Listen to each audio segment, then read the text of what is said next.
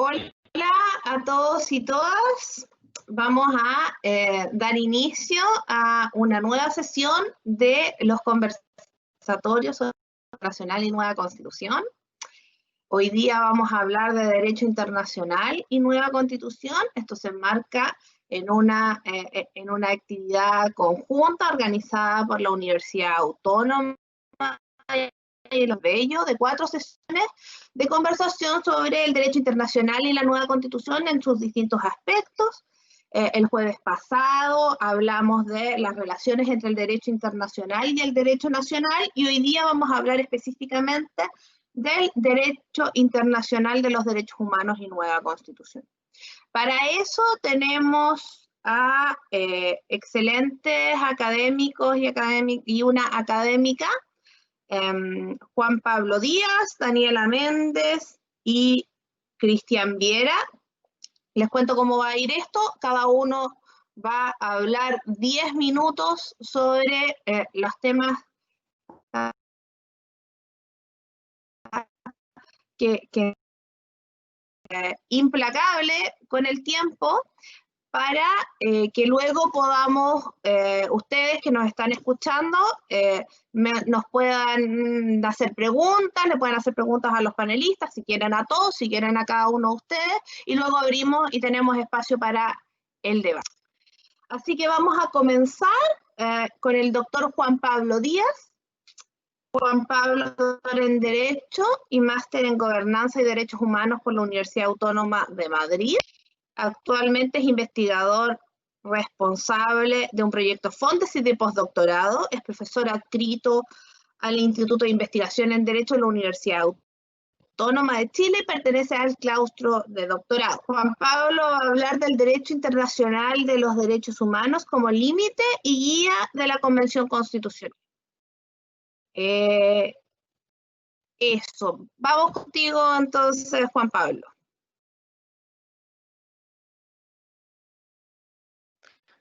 Muy bien, gracias Tania por la presentación, a la Universidad Autónoma de Chile y a la Universidad Andrés Bello, ¿cierto? Por este acto académico que estamos haciendo en conjunto, este conversatorio, y por la invitación, por supuesto, a Andrés, a mis colegas que también están acá presentes, y que la idea es generar un poco un espacio de reflexión y debate sobre una serie de temáticas, y eso es lo que quiero y lo que pretendo hacer en estos 10 minutos aproximadamente. Voy a compartir pantalla en un segundo. Por favor, después, si me pueden ratificar que todo está en orden. Un segundo, aquí estamos. ¿Ahora sí? Sí. Sí, de acuerdo, perfecto. Bien, como decía Tania, quiero explicar en unos 10 minutos, dejar algunos puntos para reflexión y debate sobre lo que pienso que es el rol del derecho internacional de los derechos humanos como una moneda de dos caras. Por un lado, un límite a la Convención Constitucional y al texto principalmente que se redacte de nueva Constitución, y al mismo tiempo es una guía para el texto y la Convención.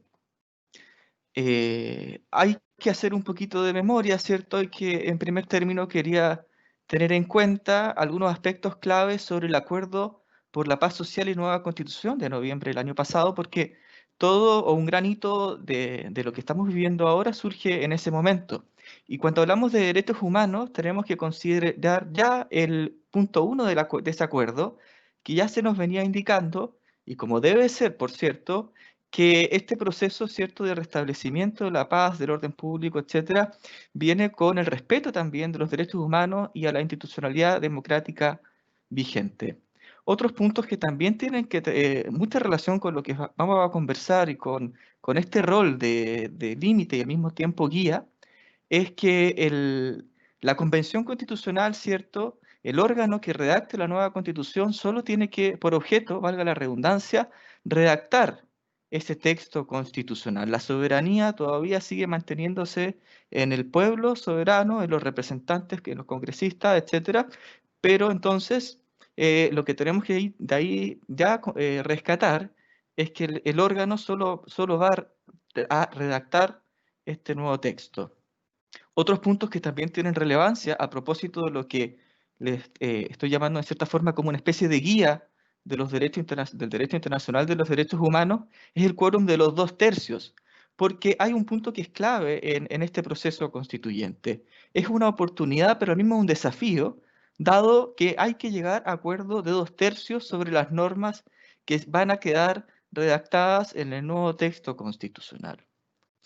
Y bueno, otro punto que también estaba en el acuerdo, ¿cierto?, por la paz, es que sigue vigente la constitución actual hasta que se promulgue una nueva constitución y derogue, por tanto, la anterior. Entonces todavía está vigente, con todos sus puntos positivos y negativos, la actual constitución.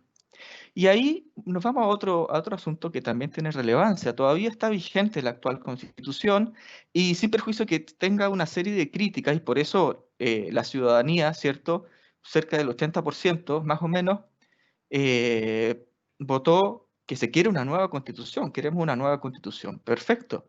Pero hay artículos que son clave y que son positivos para la ciudadanía, especialmente el artículo 5º de la Constitución Política de la República, que ya se ha dicho en otro seminario y es muy conocido este inciso, pero siempre es bueno tenerlo en cuenta, sobre todo en su inciso segundo, en relación a lo que estamos conversando, ¿cierto? El límite de la soberanía son los derechos esenciales que emanan de la naturaleza humana, contenidos donde la Constitución y principalmente para este evento en los tratados internacionales ratificados por Chile y que se encuentren vigentes.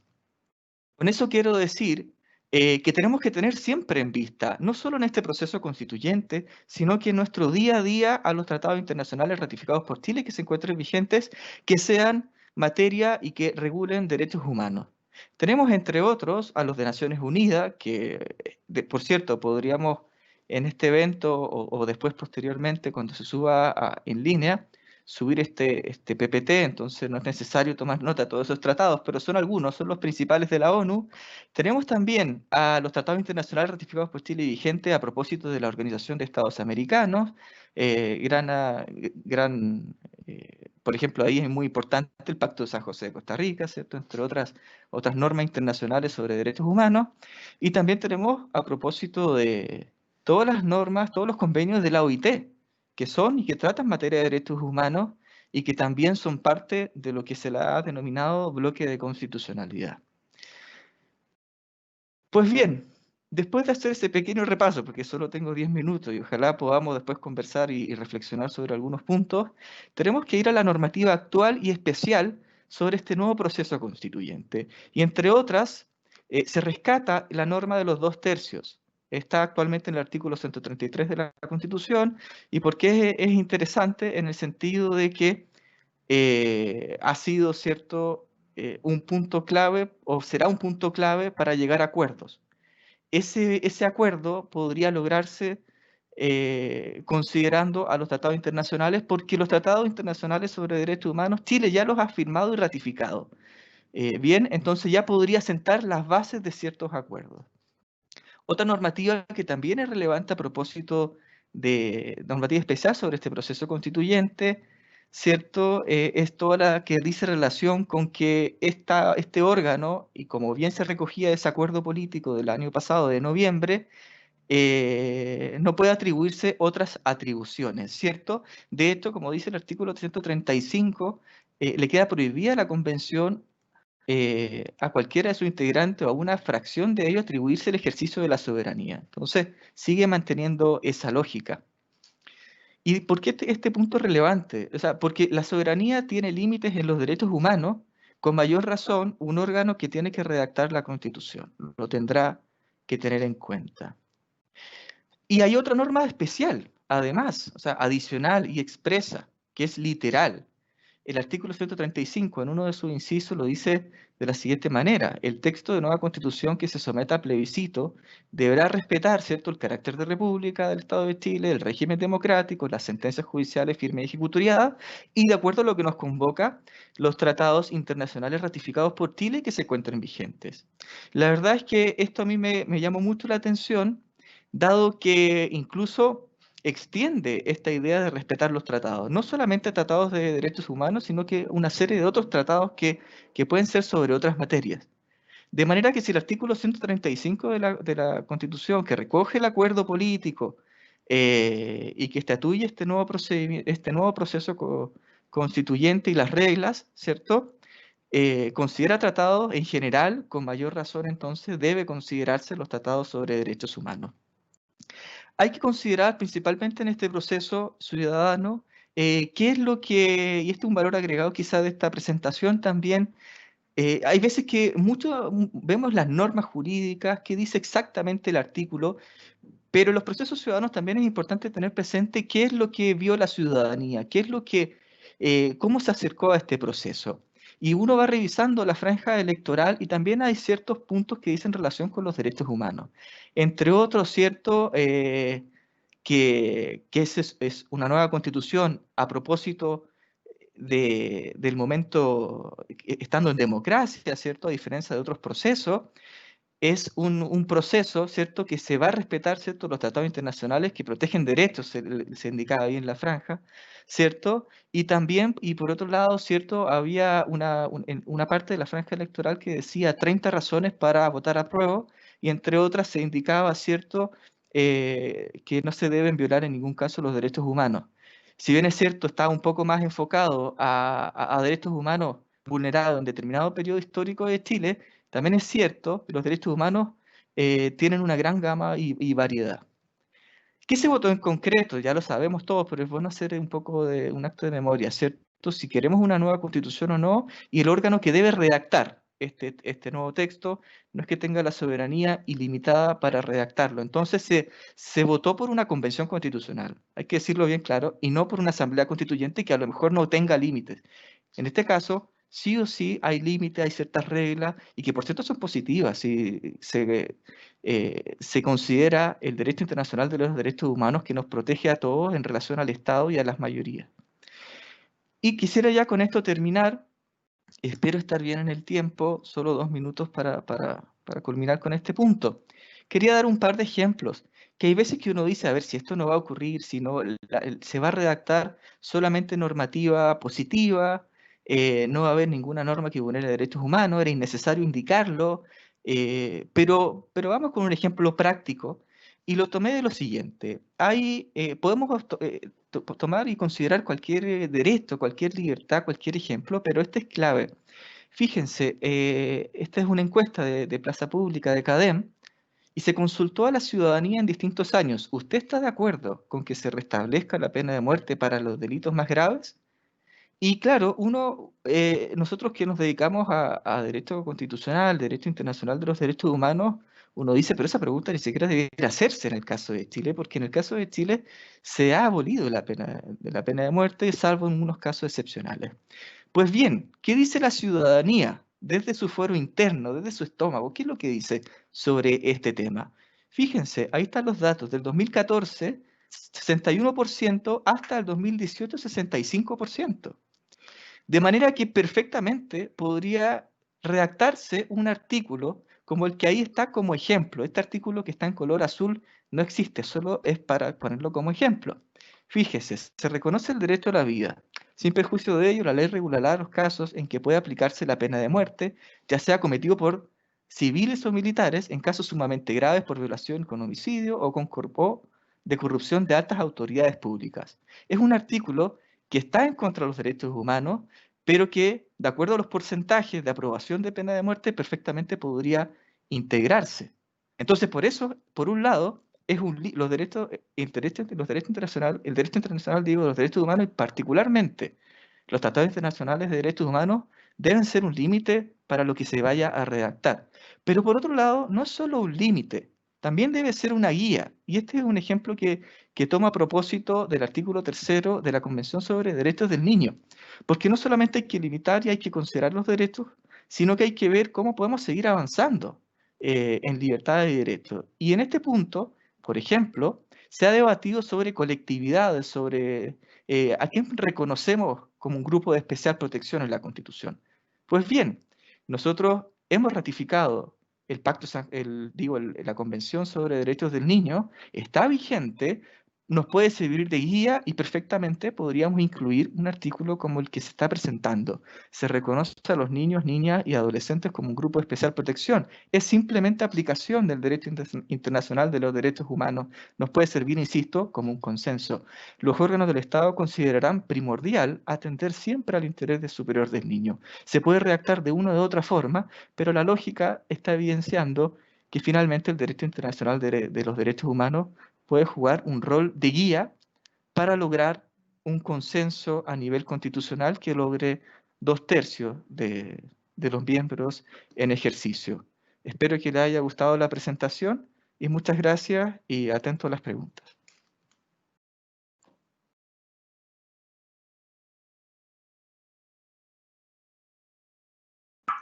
Su micrófono. Muchas gracias, Juan Pablo, por tu intervención. Vamos a escuchar ahora a la doctora Daniela Méndez. Daniela es abogada, licenciada en Ciencias Jurídicas y Sociales por la Universidad de Talca. Es Máster in Public International Law y PhD in Law de la Universidad de Nottingham en Reino Unido. Es profesora asociada de la Escuela de Derecho de la Universidad de Santo Tomás. Se dedica el Nacional Público en la Universidad de Valparaíso y nos va a conversar sobre el derecho internacional de los derechos humanos y los derechos sociales. Gracias, Daniela, vamos con... Bueno, muchas gracias, Tania. Agradecer a la Universidad Autónoma y a la Universidad Andrés Bello por organizar estos conversatorios y destacar la importancia de incluir temas de derecho internacional en la discusión constitucional. Quisiera agradecer especialmente a Nicolás por invitarme a esta actividad y saludar obviamente a Cristian, Tania y Juan Pablo. Es un honor compartir panel con ustedes. Bueno, la temática del derecho internacional de los derechos humanos en la nueva Constitución es bastante amplia. Ya Juan Pablo tocó ciertos temas muy relevantes. Yo simplemente me quiero centrar en el tema de la protección de los derechos sociales en el derecho internacional de los derechos humanos, también aprovechando que después va a hablar Cristian, que es un experto en temas como Estado Social de Derecho y derechos sociales. Y simplemente también hacer conexión con las obligaciones de Chile en este tema. Muy brevemente me quiero centrar en el trabajo del Comité de Derechos Económicos, Sociales y Culturales de la ONU y luego del sistema interamericano y obviamente después abrir espacio para algún tipo de pregunta o comentario. Entonces voy a comenzar con la presentación. Respecto a el tema de los derechos sociales, bueno, primero que todo voy a hacer también un link con lo que hablaba Juan Pablo, esta idea, ¿no es cierto?, de que son numerosas las fuentes del derecho internacional de los derechos humanos. Tenemos muchos tratados multilaterales en Naciones Unidas, sistema interamericano. Chile es parte de muchos de estos tratados. Y además no podemos olvidar otras fuentes que van más allá de los tratados, con las normas consuetudinarias, normas de Quillos-Coggins y también las normas de soft law, que pese a que no son per se fuentes primarias obligatorias, tienen gran relevancia en el derecho internacional de los derechos humanos. Y Chile efectivamente ha ratificado gran parte de los tratados, cuando hablamos de los tratados, con grandes excepciones en materia de derechos sociales, que es lo que nos convoca, pero que como vamos a ver más adelante no ha sido un obstáculo para que organismos internacionales revisen el cumplimiento de Chile respecto a sus obligaciones en materia de derechos sociales. Obviamente volver y destacar este tema cuando hablamos de la nueva Constitución, y yo siempre lo hablo con los estudiantes de internacional, recordar que cuando uno habla de derechos no hay que simplemente limitarse a las garantías constitucionales, sino que recordar que existe todo un régimen universal, internacional, regional en materia de protección de los derechos humanos y que también tiene que ser incorporado en el ordenamiento jurídico interno. Pero bueno, centrarme, hay una gran discusión en materia de derechos sociales sobre cuáles son las obligaciones de los estados en materia de derechos sociales.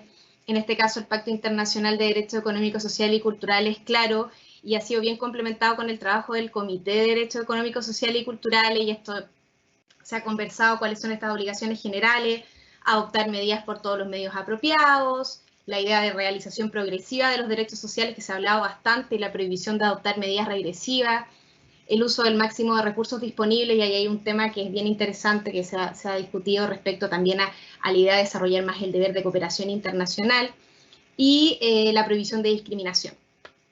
Hay un gran tema, se ha discutido harto respecto bastante de los derechos sociales, y el derecho internacional, este artículo refuerza un poco de la idea de los derechos sociales siempre como conteniendo obligaciones progresivas, de conducta positiva, y la verdad que en esto el trabajo del comité ha sido bastante importante en resaltar que todos los derechos humanos, derechos civiles, políticos, económicos, sociales, culturales, ambientales, incluyen diversos tipos de obligaciones.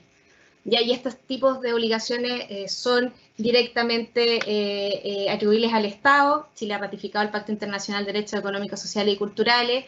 Cuando nosotros pensamos en derechos sociales, no solamente tenemos que pensar en una obligación de garantizar, que es uno de los grandes temas de discusión, ¿no es cierto?, sino que también recordar que existen un aspecto de obligaciones negativas y de respetar también los derechos, incluidos sobre todo en materia de prohibición de discriminación, por ejemplo, en el disfrute de los derechos sociales.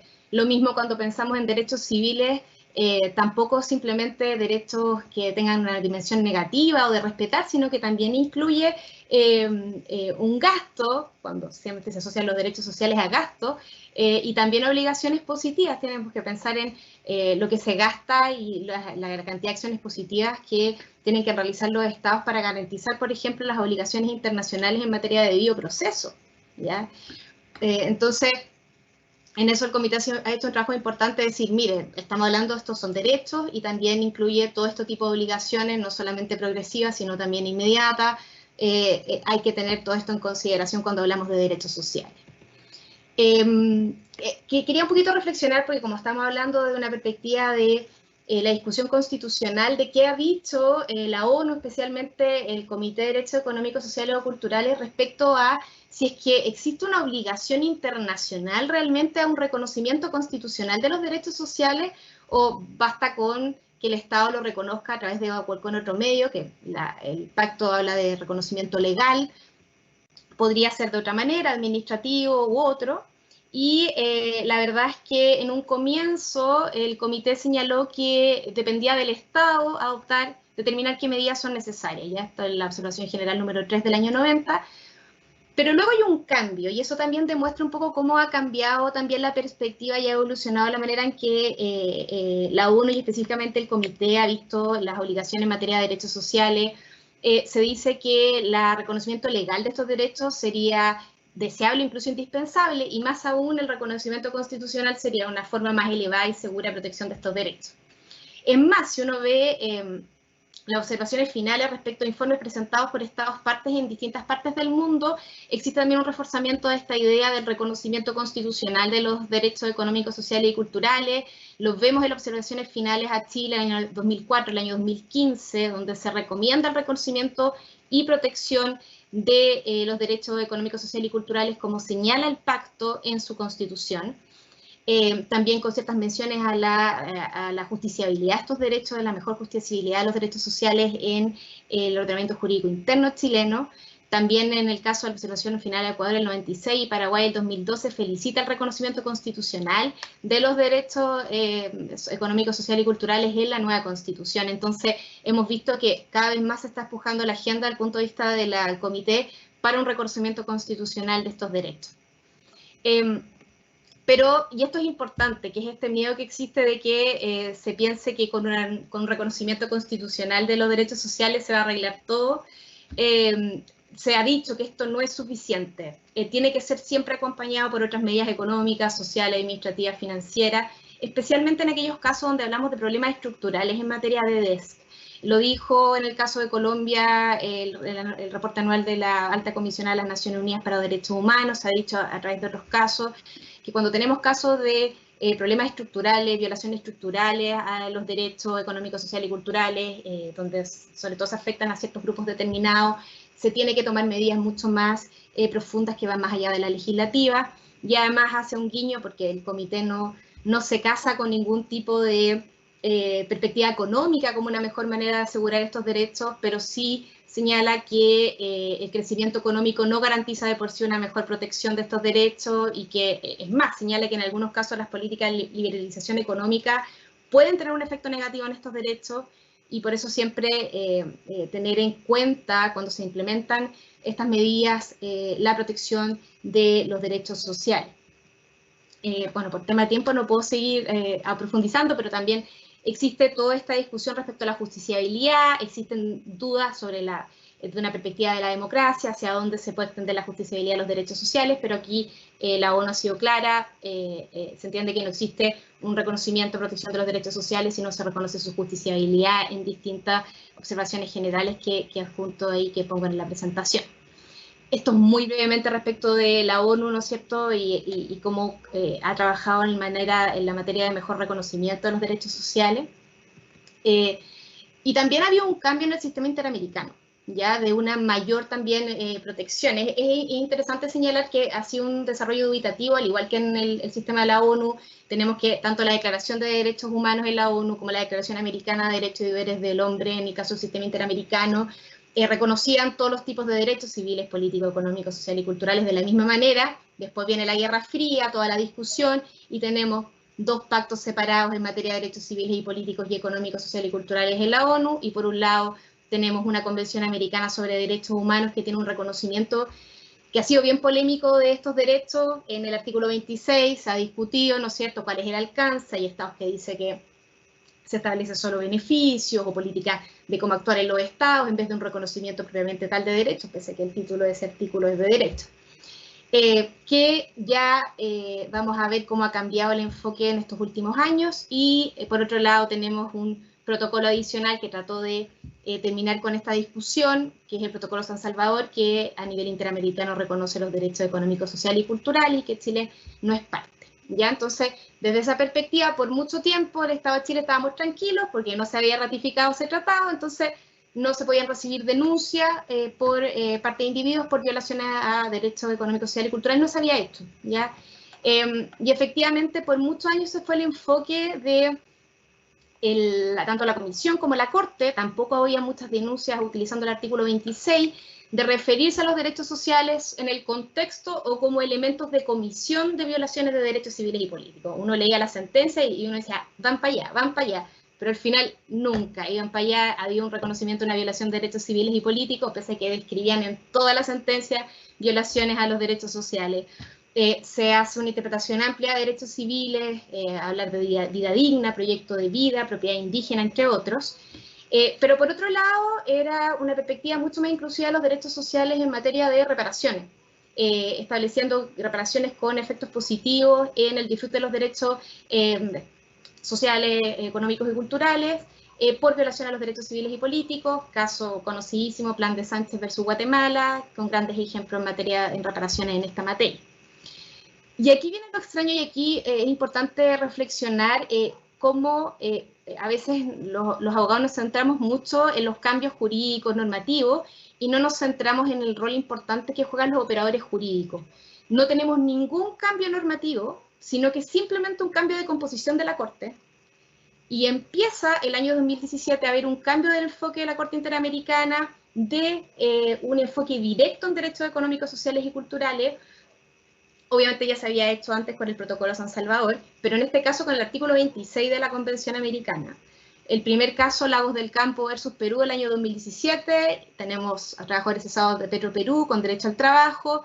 Otro caso conocidísimo por nosotros, Poblete Vilche y otros versus Chile, de derecho a la salud. Luego veremos uno contra Guatemala, también de la salud. Perú, seguridad social.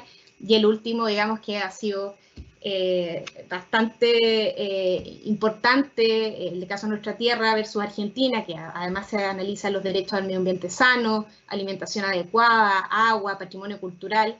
Y esto confirma un cambio en el enfoque de la Corte Interamericana, y confirma que ya en Chile no puede estar tan tranquilo, porque aunque no ha ratificado el Protocolo San Salvador, ya tenemos que puede la Comisión recibir denuncias directas por violaciones al artículo 26.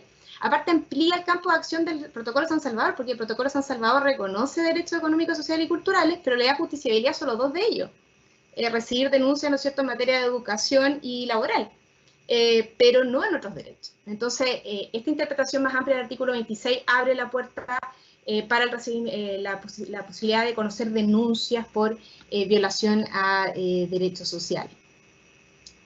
Y bueno, simplemente reflexionar un poco con la idea de control de convencionalidad, recordar que bueno, esta idea de control de convencionalidad, yo tuve la posibilidad de escuchar a la expresidenta de la Corte Interamericana, la profesora Cecilia Medina, chilena, que contaba un poquito cuando se discutió esta idea del control de convencionalidad y decía que algunos jueces se arrepentían porque simplemente crearon esta idea, pero fue un poquito plasmar algo que ya está en derecho internacional, que es obviamente que una vez que se asumen obligaciones internacionales en materia de derechos humanos, todos los órganos del Estado están obligados a actuar de manera coherente, ¿no es cierto?, con las obligaciones internacionales, y esto, digamos, opera respecto al acto del Poder Ejecutivo, Legislativo, Judicial, y esto también opera en materia de derechos sociales. Entonces, tenemos el primer caso Poblete Vilches, pero quién sabe qué va a pasar, ¿no es cierto?, en un futuro, y siempre recordar que obviamente la discusión constitucional y en la nueva Constitución recordar que al discutir qué derechos van a ser reconocidos en la nueva Constitución,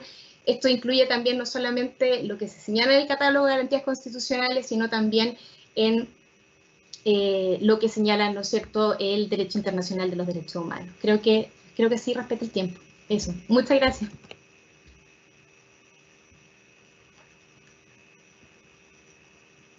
Gracias, Daniela. Yo mientras hablaba destacaría,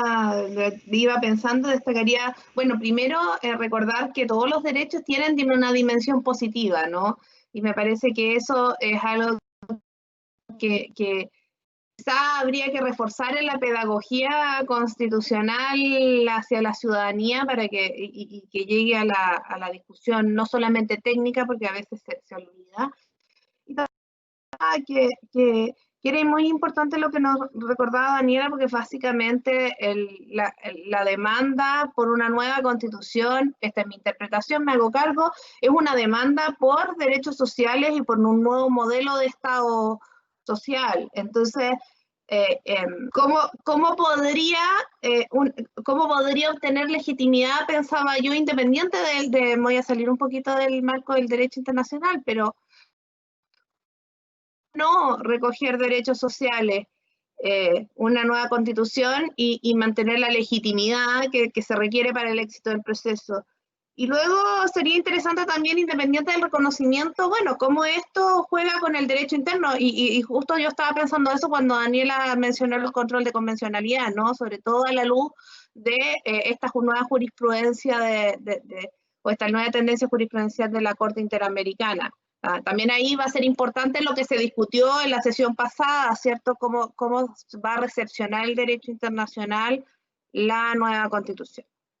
Y con ese marco, yo creo que va más de esto y va a profundizar el doctor Cristian Viera Álvarez, abogado, licenciado en Ciencias Jurídicas por la Pontificia Universidad Católica de Valparaíso, magíster en Estudios Filosóficos de la Universidad Alberto Hurtado y doctor en Derecho de la Universidad de Deusto, España, y profesor titular de la Escuela de Derecho de la Universidad de Valparaíso, que precisamente va a hablar del Estado social como fórmula en una nueva constitución. Dejamos la palabra a Cristian. Muchas gracias, profesora Tania. Lo primero, quisiera agradecer a Nicolás Perrone y a Andrés Delgado por la invitación y organización de esta actividad. También quisiera felicitar a las universidades autónomas y a Andrés Bello por tan bien organizado este encuentro, ¿no? Pocas veces me ha tocado participar de un encuentro tan bien organizado y tan diligente. Y por último, también manifestar mi alegría por compartir panel con Tania, con Daniela y con Juan Pablo. Dicho eso, que ya me comí un minuto de ese implacable tiempo, voy a compartir pantalla para dar lugar a la exposición. Bien. Como señaló Tania, así se llama la presentación, y parte de estas cosas las hemos ido trabajando no solamente yo, sino un conjunto de académicas y académicos, y ahí hay dos textos que son más o menos recientes, en las cuales estos temas han tenido una discusión más o menos importante. Uno que es del año 2015, la Constitución chilena, y el otro es un texto reciente de enero de este año que se llama La Constitución que queremos. Aquí me valgo un tuit de un colega querido y amigo que dice la cantilena de la Constitución mínima, a propósito de ciertos modelos constitucionales. ¿No es lo mínimo el abrigo, el alimento, la salud, la educación? ¿Y esto por qué?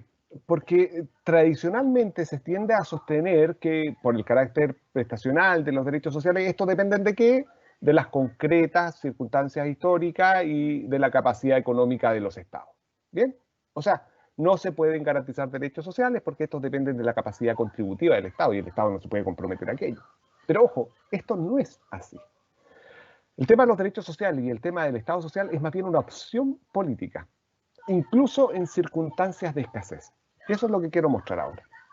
El primer ejemplo es muy famoso en la década del 30, el New Deal norteamericano, ¿no? De hecho, el presidente Roosevelt utiliza una fórmula, ¿no? Una constitución económica. Este nuevo trato que surge tras la crisis provocada por el crash bursátil el año 1929 es un programa que supone una participación del Estado como agente económico y no solamente eso, sino que sobre todo una fuerte impronta en materia de derechos sociales, especialmente la sindicalización. ¿Cuáles fueron las reacciones en ese momento? Por cierto, con una dura oposición del Partido Republicano y de la Corte Suprema de la época, pero producto de una masiva movilización social, el New Deal terminó implementándose. Por cierto, proyectos que ya en tiempos de Ronald Reagan, en la década de los 80, empezaron a ser desmantelados. El segundo ejemplo, que también tiene que ver con circunstancias de escasez, es el estado de bienestar. El estado de bienestar o estado social, que me gusta más como nombre, es un modelo que surge tras el término de la Segunda Guerra Mundial. Europa estaba en el suelo. No tenían un duro, como diría algún español, ¿no? No había nada. Pero ¿qué es lo que detectan, no? La fórmula del estado social es una fórmula para garantizar paz. Y esa paz se garantiza con ciertas cuestiones básicas que los alemanes identifican con un término que se llama la procura existencial, ¿no? Identificada con derechos sociales. Llamo la atención de estos dos casos, que en ambos lo que caracteriza es que estaban viviendo periodos de escasez económica. Entonces, ¿qué es lo que es el Estado social? Es una fórmula política, es una opción política en determinados estados. El problema es que nosotros se nos meten los tecnócratas y cuando se mete la tecnocracia, lo que queda relegado es la dimensión política de la discusión. Y ese ha sido nuestro problema en los últimos 30 años. Un par de datos. En Chile se dice que la tasa de la pobreza está en torno al 7%, pero el año 2017 la CACEN cambia la metodología para la cuantificación de la pobreza y aparece un término que se llama la pobreza multidimensional, ¿no? La pobreza multidimensional toma 5 dimensiones, ¿no? Que están ahí: educación, salud, trabajo, vivienda, entorno. No solamente si tengo el acceso a la canasta básica de alimentos, ¿bien? Un concepto mucho más hondo. Y miren los datos entre 2015 y 2017 que se empiezan a aplicar. 20% de los chilenos son pobres. Ahora ni les cuento cómo van a ser los resultados tras la crisis económica desde el año 2019 en adelante. 1 de cada 5 compatriotas son pobres. ¿Bien? Miremos los datos, ¿no? Que son los datos que tanto nos gusta ver de la OCDE, ¿no? Hay un indicador que es muy interesante, que es el indicador Gini, que mide la desigualdad. Es un indicador que mide la desigualdad de 0 a 1. Mientras más cercano a 1, un país es más desigual. Mientras más cercano a 0, es más desigual. Este indicador de acá, que está tomado de la OCDE, es después de impuestos. Si nosotros viéramos, por ejemplo, antes de impuestos y después de impuestos, vemos que los impuestos en Chile no tienen un corrector de la desigualdad, como sí ocurre en otros lugares. Pero lo interesante es que en el año 2007, el indicador Gini es 0,46. Por cierto, con los países que están en la cola de la OCDE, ni por cerca del promedio, ¿no? O sea, ¿qué es lo que nos habla? Indicadores recientes han vuelto a insistir en eso. O sea, Chile es un país muy desigual. Y aquí hay algunos indicadores que son bien interesantes, ¿no? Sobre todo relativo al gasto social, ¿no? ¿Cómo es el gasto social? Miremos el promedio, no sé si está viéndose el punterito que estoy viendo. El promedio de los países OCDE en torno al presupuesto es del 20% más o menos. Chile tiene un promedio de la mitad, 10,9%. Fíjense con las joyas que estamos nosotros, ¿no? Chile y México. O sea, ese es el nivel en lo que siempre a la cola, desde la perspectiva de indicadores de desigualdad. En materia de educación, ojo, en Chile estamos muy bien en materia de educación parvularia. ¿Y por qué? Sobre todo precisamente por el carácter obligatorio. Pero a medida que avanzan los niveles de educación, cada vez es peor los indicadores. Y en el caso de la educación terciaria, es decir, la educación universitaria, ahí por cierto quedamos nuevamente en la cola. Imagínense lo que está acá, ¿no? En Chile el gasto por estudiante en instituciones escolares y educación superior es bajo. Y dice, gran parte se encuentra cubierto por fuentes privadas. Bien sabemos cuáles son esas fuentes privadas, o la familia o la deuda. ¿Por qué? Porque no hay un compromiso del Estado sobre esto. Bien, algo ha mejorado un poquitito con la mayor cantidad de becas que hoy día se entregan con motivo de esta política que llaman de gratuidad. Entonces, ¿qué es lo que creo yo? Y esto lo tomo de nuevo de Lovera. Bajo este acercamiento, los derechos sociales apuntan a concretar un ideal de ciudadanía. Entonces, los derechos sociales tienen más bien una dimensión política que jurídica. Es un ideal de ciudadanía, como una forma de membresía, de pertenencia común o igualitaria. Por eso los derechos sociales son universales, no son focalizados, no tienen esta dimensión de solo ir dirigidos a los sectores menos aventajados de la sociedad. Son para todos y todas, porque suponen una pertenencia común. Y eso es lo que genera, son efectos muy interesantes como el llamado efecto par, ¿no? Para que esta pertenencia sea igualitario y avance más allá de una pura pertenencia formal, los derechos sociales apuntan a contribuir a eliminar las brechas en la comunidad, ¿no? Ahora, ¿qué significaría esto que la cláusula se encuentre en la Constitución? ¿Es un programa? Creo que esta cláusula, al figurar en la Constitución, excluye una interpretación radicalmente individualista de los derechos fundamentales. La apertura de los conceptos, unida a una lectura dinámica de la sociedad, permite que la interpretación se pueda adaptar a las cambiantes circunstancias sociales, políticas y económicas y evitar el peligro de la petrificación del derecho, ¿no? Y estas fotos a mí me gustan, ¿no? Porque este movimiento masivo, inorgánico, se dio en todo Chile, ¿no? Aquí recojo fotos de distintos lugares del país. Esto no es solamente una movilización metropolitana. Fue y sigue siendo una movilización nacional. Y termino con tal vez el mismo diagnóstico que aventuraba Tania, diagnóstico que comparto, por cierto, ¿no? Lo leo y termino, Tania, no sé cómo estaré en el tiempo, pero esto es lo último que quiero decir. En octubre del 2020 se celebró un plebiscito que preguntó a la ciudadanía si aprobaba cambiar el texto o rechazaba esa alternativa.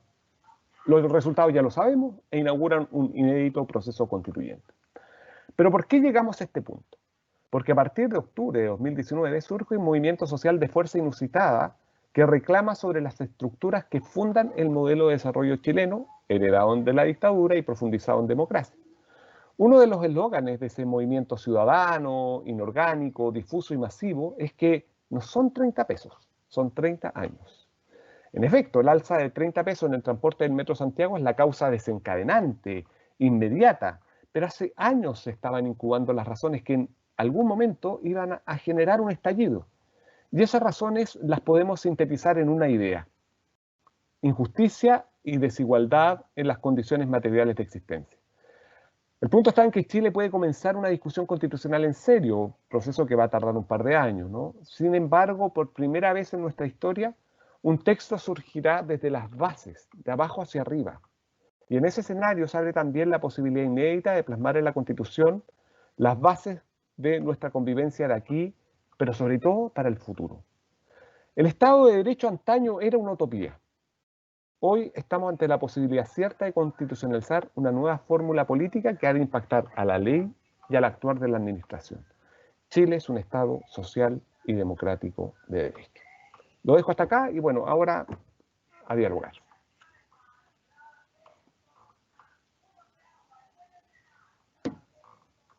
Muchas gracias, Cristian. Yo por ese panorama que en el fondo a mí me hace preguntar, o creo que es una pregunta que está en el aire, ¿no? ¿Cuánta desigualdad tolera una democracia? Porque finalmente los derechos sociales son habilitadores del ejercicio de la ciudadanía y yo creo que tenemos una respuesta en esas fotos que tú mostrabas. Bueno, la desigualdad se hizo intolerable para sostener el sistema político y hay que lograr un nuevo pacto, un nuevo modelo. Yo comparto esa fórmula que expresaba Cristian, creo que es clave en esta nueva etapa. Y ahora les voy a pedir un imposible. ¿Ah? Tenemos muchas preguntas, deberíamos terminar a las 7. Entonces yo les voy a leer, más o menos voy a tratar de resumir. Voy a tratar de resumir las preguntas, las voy a leer muy rápido, ustedes van a anotar, luego les voy a dar como más o menos 3 minutos a cada uno para que traten de hacer este imposible de responderla, como de la mejor manera que puedan, en el orden en que expusieron. Se portaron súper bien con el tiempo, así que voy a quedarme muy tranquila de que van a hacer su mejor esfuerzo de síntesis ya y van a poder cumplir con ese imposible. Así que vamos a pasar, ustedes tomen su lápiz y anoten porque voy a ir con las preguntas enormes. Jorge Faúndez pregunta a Juan Pablo si se podrán redactar reglas para denunciar tratados en materia de derechos humanos u otros tratados, y esto sin perjuicio de la responsabilidad internacional. También para Juan Pablo, sobre la crítica, artículo 135, respecto de los tratados de libre comercio y cómo ello impactaría en el alcance y la amplitud de definición de determinados derechos sociales. También para Juan Pablo, la pregunta es si Chile ha ratificado tantos tratados de derechos humanos, ¿por qué la Constitución debiera recoger un catálogo de derechos entonces? Y también para Juan Pablo, no, esta es la misma pregunta que está 2 veces.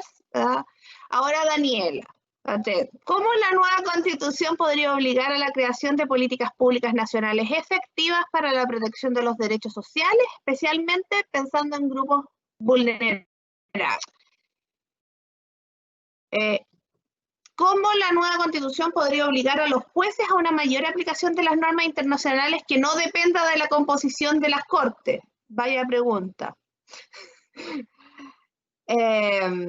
Otra, dice, considerando lo perentorio de los mandatos de la Corte Interamericana en la cajona respecto a la obligación de adoptar medidas efectivas en el aseguramiento de los derechos sociales, ¿podemos decir que existe un mandato internacional que la Convención Constitucional debe respetar como órgano del Estado de Chile, obligado a cumplir la Convención? También para Daniela, esta es muy popular. Cuando se habla de justiciabilidad, ¿a qué se refiere? Y esta es para todos. Si todos pudieran dar 2 conceptos importantes que deberían estar en la Constitución, ¿qué pondrían? Y ahora, Cristian, los derechos sociales necesariamente deberían ir unidos a un reforzamiento de la institucionalidad del Estado chileno. Ay, me dieron ganas de responder eso a mí, pero no es mi rol. Así que creo que hay una más para Cristian. No, eso sería. Así que ahora, Juan Pablo, 3 minutos para responder todo eso. Un imposible, lo sé. Te dejo la palabra. Sí. Bien, gracias Tania y cierto, por las preguntas, a todos los expositores. La verdad que aprendí y reforcé algunos conocimientos con ustedes, ¿cierto? Con Daniela, con Cristian. Tengo un punto, por supuesto, podemos reflexionar sobre un par de puntos. También, ¿cierto? Por toda la gestión previa de Andrés Delgado y Nicolás Perrones, ¿cierto? En todo este trabajo. Ya estoy restándome 30 segundos de los 3, pero hay que hacerlo porque es un trabajo valioso el que se está haciendo. Y sin perjuicio de eso, habíamos dicho 1 hora, pero podría ser un par de minutos más. Algunos puntos a considerar, ¿cierto? A propósito de la pregunta sobre denuncia de los tratados, si podría haber alguna regla especial. Claro que sí, podría perfectamente haber una regla especial sin perjuicio de responsabilidades internacionales que ya están actualmente incorporadas a nuestro ordenamiento jurídico chileno, ¿cierto? A este bloque de constitucionalidad, etcétera. Entonces, perfectamente podría haber algo así como un artículo 5º, inciso 3º, ¿cierto? Sobre denuncia de tratado, perfectamente. Nada lo impide. La única restricción en cuanto a contenido que hay es que Chile debe seguir siendo una república, o sea, no podríamos ser una monarquía.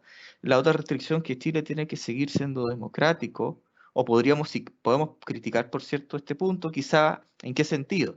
Profundizar en la democracia. O sea, claramente hay puntos en este sentido que hay que mejorar. Tercero, las sentencias judiciales y cuarto, los tratados internacionales. Entonces, teniendo en cuenta esa premisa, podría agregarse perfectamente esos otros detalles. Respecto de quienes critican los tratados, el artículo 135 en relación a los tratados de libre comercio en relación a los derechos sociales, a ver, puede ser quizá por formación o deformación española, ¿cierto? Yo estuve en una estancia en el Tribunal Constitucional de España un año y se aplicaba mucho la teoría de la ponderación. Entonces, hay que ir viendo, cuando hay algunos derechos y libertades que pueden estar contrapuestos, hay que ir ponderando y hay que ir viendo cómo se aplican y cómo se pueden conciliar unos derechos con libertades. Y a pesar de que hay tratados de libre comercio que uno podría decir no priman en relación con los de derechos sociales, habría que considerar los tratados de derechos humanos, cuáles podrían tener relación con algunos temas que podríamos hablar como de tipo de orden público económico internacional. Podríamos, por ejemplo, considerar el Pacto San José de Costa Rica en relación a que se considera la propiedad privada, pero ojo, tampoco de manera absoluta, o sea, propiedad privada, pero con ciertos márgenes. Creo que había otra pregunta que estaba ahí, un segundo. ¿Por qué podríamos considerar, si Chile ha pactado, ¿cierto?, tantos tratados, ¿por qué debiera recogerse un catálogo? Creo que también mis colegas, y cierto también tú, Tania, lo has dicho, ¿cierto? Es para darle una especial referencia, una especial protección a los tratados, o a lo que contienen los tratados.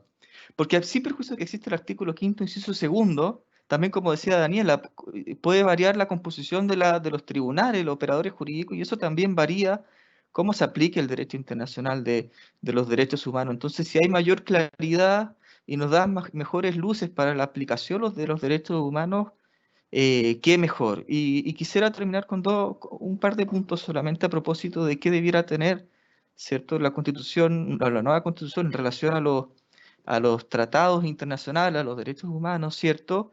Y también considerando un poco la idea que decía Cristian, debiéramos considerar derechos sociales, que fue, y lo que también tú indicabas, ¿cierto?, que fue una de los grandes puntos que ha considerado la ciudadanía en este proceso. Ahora, por una técnica constitucional. ¿Cuál es esa técnica? Porque esto, ojo, depende también, una cosa es decir que un derecho está garantizado y otra cosa es generar como que fuera una política, un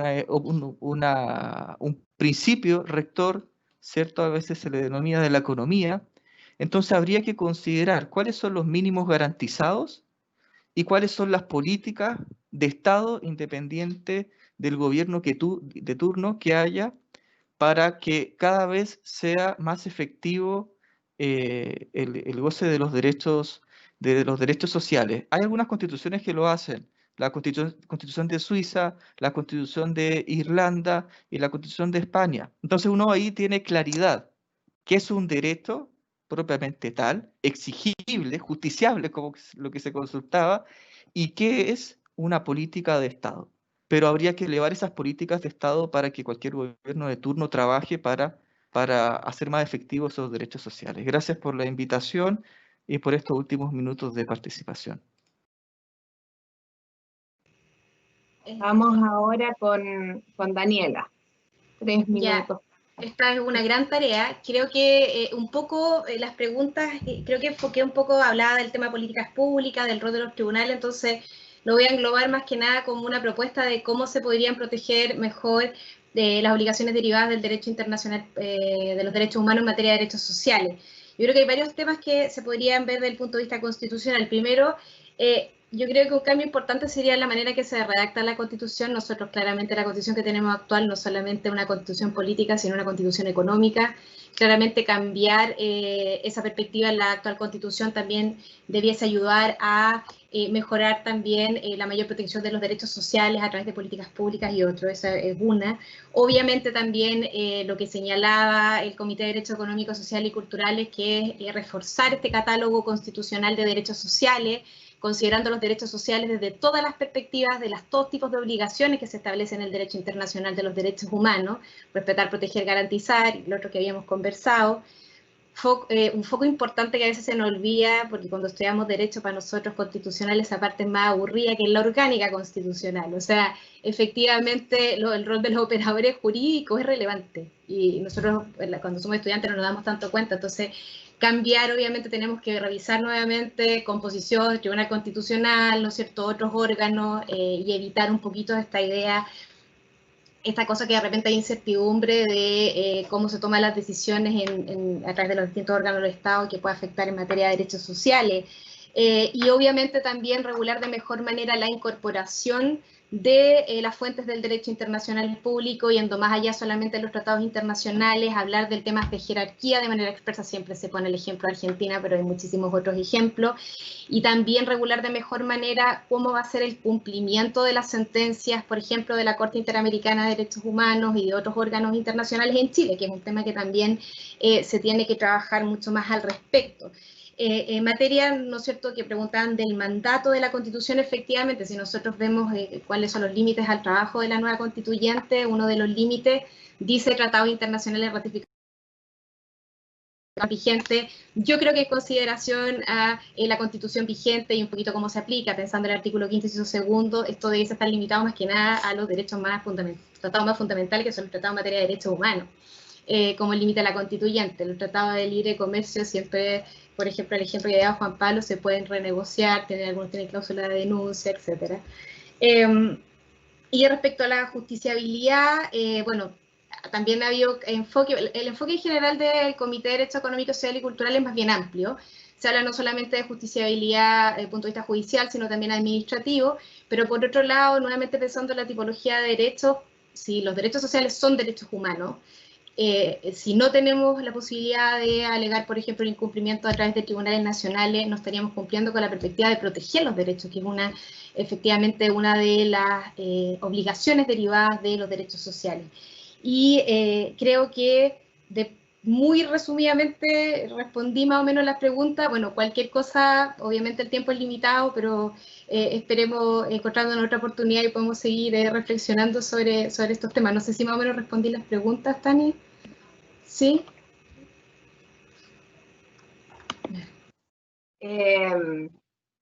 Yo voy a objetar esa caricatura de que los que nos dedicamos al derecho constitucional orgánico somos aburridos. Ya segunda vez, Daniela, que lo hago de mi experiencia propia. Por eso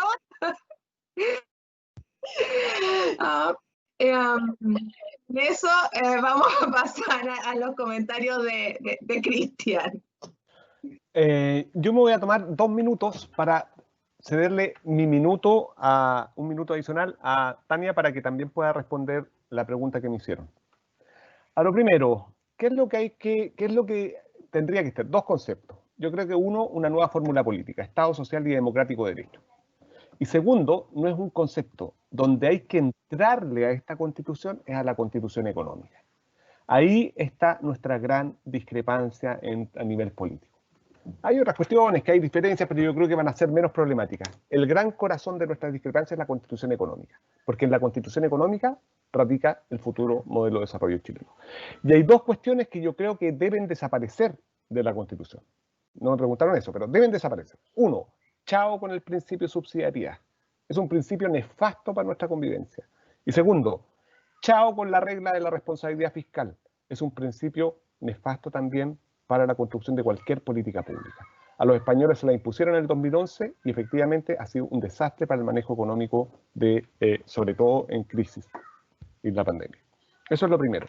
Y lo segundo, los derechos sociales deben ir reforzados con un cambio en el sistema institucional. Por cierto, por cierto. Pero aquí tal vez quisiera tener tengo tal vez una diferencia, o no le entendí bien a Juan Pablo. Los derechos sociales son derechos fundamentales. Aquí no hay que hacer distinción entre que hay por un lado derechos civiles y políticos y por otro lado hay ciertos derechos sociales. Los derechos sociales se inscriben en la misma tradición. O sea, son de una tradición diferente, pero se inscriben en la misma categoría. Porque responden a la misma fundamentación. Derechos civiles y políticos, derechos sociales, se fundan en la dignidad humana. Por lo tanto, y aquí tal vez una diferencia que tengo con mis colegas, la pertinencia de los derechos sociales no se juega tanto en si estos son justiciables, es decir, reclamables en los tribunales de justicia o no. Los derechos sociales, antes que nada, son decisiones políticas de los estados. Y concuerdo con Juan Pablo, los derechos sociales no pueden depender de los gobiernos, son políticas de Estado. Pero si no los reconocemos en tanto que derechos fundamentales y lo dejamos simplemente con este enunciado de política pública, claro, hoy día tengo lucas, métale. Cuando no tenga, chao. No, po. Son tan derechos como lo son los primeros. El punto está en que esto supone un cambio de paradigma, sobre todo, al cual nosotros no estamos. Entonces, es un cambio que va a tomar largo aliento.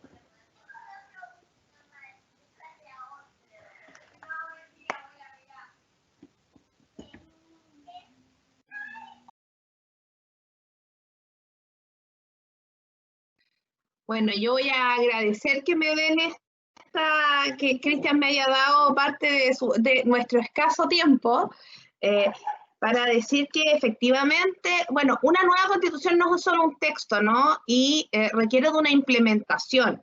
Y esa implementación requiere de un Estado que cumpla, no que cumpla la Constitución, que cumpla los derechos humanos en general, sociales y de otras características. Y en ese sentido, mi respuesta es sí, del todo. Necesitamos una institucionalidad que, y también vuelvo a estar de acuerdo con Cristian, porque creo que la justiciabilidad es una discusión, pero no creo que sea la discusión más importante. Básicamente, la orgánica, la sala de máquinas, la forma en que las mayorías, ¿cierto?, logran imponer sus necesidades. Vimos en la exposición de Cristian que la mayoría de Chile es pobre. La pregunta es por qué eso no tiene un correlato en las instituciones políticas que hagan que haya una demanda, que hay una demanda por una satisfacción de esos derechos. Y entonces ahí, por un lado están las políticas públicas directamente diseñadas la satisfacción de derechos sociales, estoy pensando estilo Plan Auge, pero por otro lado hay toda una cuestión de sistema político donde las mayorías, lo que Pisarello llama la garantía de los derechos sociales desde abajo también. Yo diría Pisarello quizás lo dice en un término un poquito más de movimiento social, pero digamos garantías de tipo político y donde los ciudadanos tienen efectivamente en la institucionalidad y en la orgánica, en el estatuto del poder, una herramienta para la satisfacción de esos. Sí, aparece aquí que en las preguntas dice, y si no hay cómo financiarlos, y yo les preguntaría, bueno, y entonces si no hay cómo financiar la policía para garantizar el derecho de propiedad, ¿dejamos de tener derecho de propiedad en la Constitución? Y entonces si no hay cómo financiar más tribunales, ¿dejamos el debido proceso fuera de la Constitución? Estas son opciones.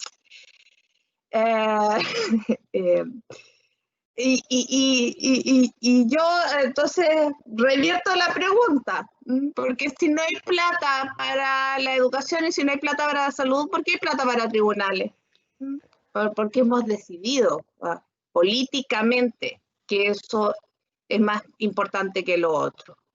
Y hay que decirlo así para no pasar gato por liebre, es decir, para no hacer pasar como conocimiento técnico, lo que en el fondo es una opción política. Perdona, yo quiero solo agregaría. Yo puedo también. Porque esto supone una reforma tributaria de verdad y robusta. Tenemos que pagar más impuestos. Y no solamente los súper ricos, también nosotros, profesionales asalariados. Ojo, yo también quisiera complementar con el tema de la justiciabilidad. Yo no digo que la justiciabilidad es todo, y la justiciabilidad es un tema, sobre todo en materia de derechos sociales, que se ha discutido bastante. El tema que yo creo, y efectivamente en materia de derechos sociales tiene mucho que ver políticas públicas y decisiones políticas. Lo que yo creo que es peligroso que se discuta tanto la justiciabilidad de los derechos sociales cuando respecto a los otros derechos no existe esta discusión. O sea, o son los mismos derechos o no son. O sea, es los mismos derechos civiles, políticos, sociales, económicos, culturales, sí o sí. Sí o no. Obviamente, ya han habido estudios al respecto, que efectivamente la justiciabilidad de los derechos sociales, hay muchos casos, por ejemplo, en temas de estudio en Sudáfrica y en otros países, como muchas veces, lamentablemente, los tribunales hacen el rol que el Parlamento no lo hace en democracias imperfectas. La idea, obviamente, no queremos eso. La idea queremos que, obviamente, existan políticas públicas y que se tome el Estado en serio el tema de los derechos sociales, pero que, obviamente, también exista la puerta para la protección de estos derechos y su justiciabilidad. Pero que no sea esa la respuesta a todas las problemáticas, porque una hiperutilización de los tribunales tampoco, digamos, y se ha habido bastante estudio al respecto, es necesariamente positivo para la democracia. Pero eso es...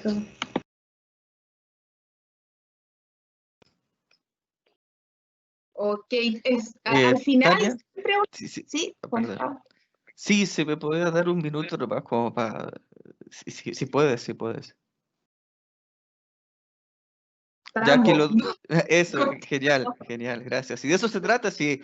A ver, y esto, ojo, esto también va a pasar en el órgano, ¿cierto? En la Convención Constitucional, tienen que llegar a 2/3 en acuerdos. Aquí lo interesante, ¿cierto? Habemos varios y hay que consensuar y llegar a puntos de que todos vayamos en la misma línea. Yo creo que estamos todos a los derechos sociales y más derechos sociales, ¿cierto?, en una nueva constitución. El asunto, como decía Cristian también, es cómo. O sea, tienen que figurar, sí, pueden figurar. Y Daniela dijo un punto muy relevante.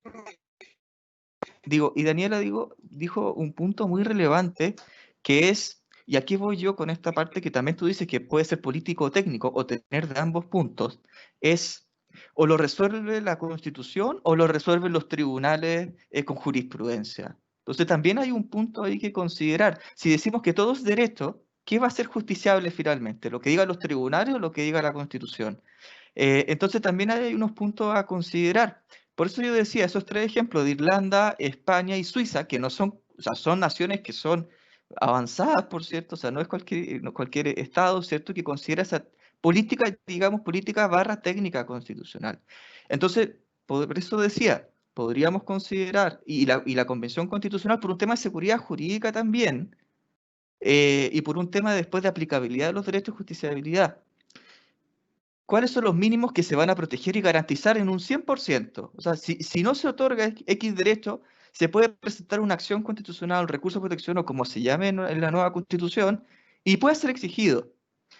Y por otro lado, lo que no tenemos de momento, ¿cuál va a ser el rumbo a seguir y cuál va a ser el camino?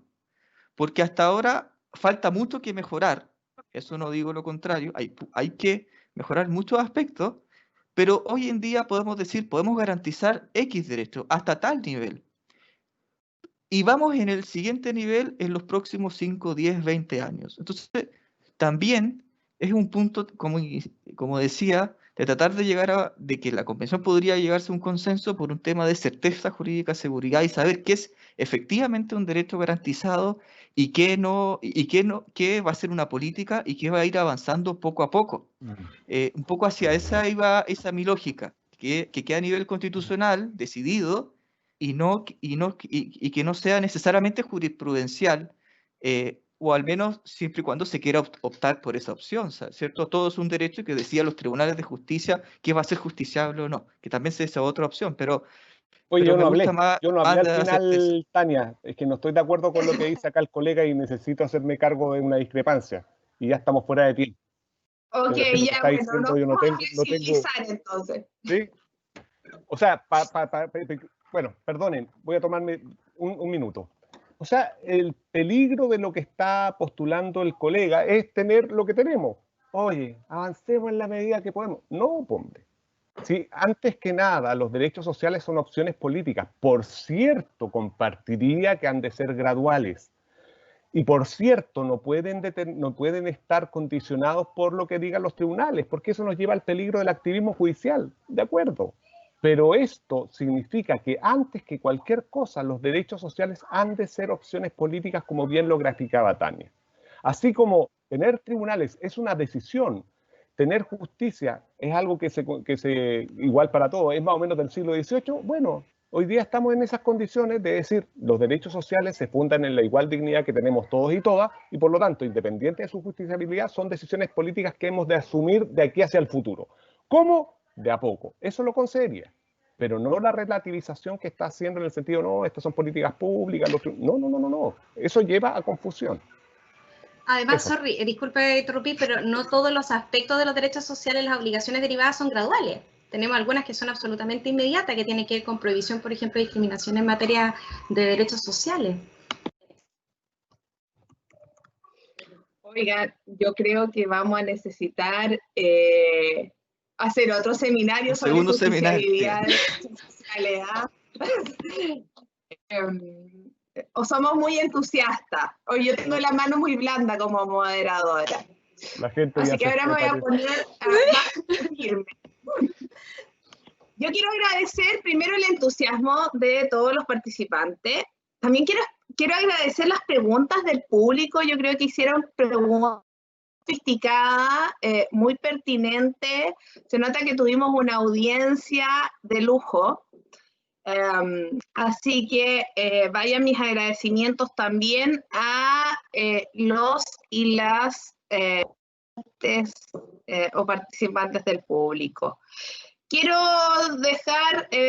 dejarlos y dejarlas invitados para las próximas 2 sesiones donde vamos a seguir reflexionando sobre las relaciones entre Derecho Internacional y Nueva Constitución en esta actividad en conjunto de la Universidad Autónoma y Universidad Andrés Bello. Les cuento que para el próximo jueves, anoten, viene Derecho Internacional Económico, donde va a estar poniendo Nicolás Perrone de la Universidad Andrés Bello y José Luis Guerrero de la Pontificia Universidad Católica de Valparaíso, y agendan también que el jueves 17 vamos a hablar de Derecho Internacional de los Pueblos Indígenas, la Universidad Autónoma, y Amaya Alves de la Universidad de Concepción. Por esa invitación,